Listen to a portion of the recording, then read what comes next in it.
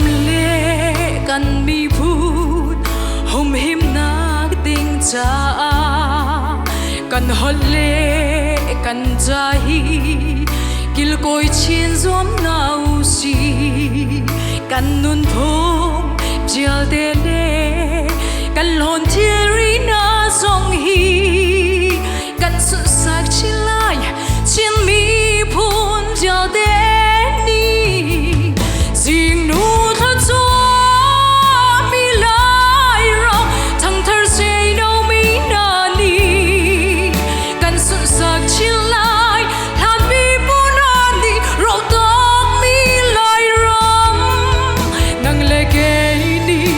sir siam lawa chun a hau ni da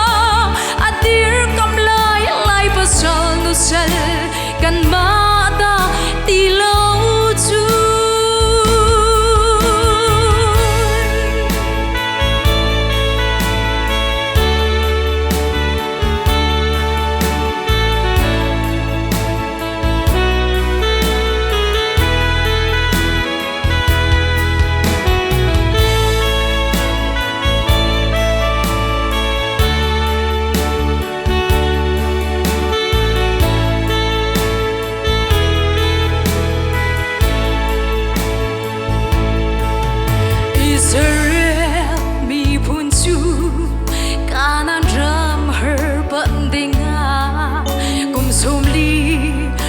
lần tu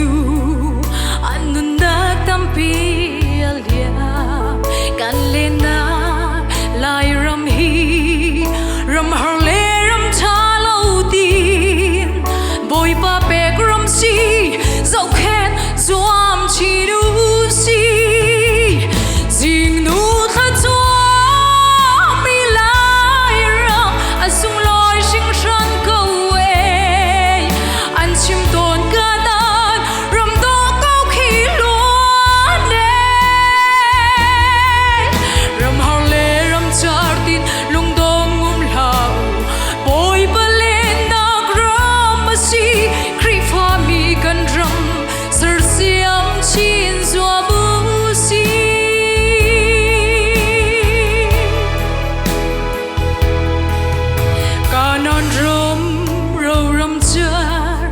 Israel mi punani an sir siam I khoi ti chon huk luan nak ram chan bang boy pa pe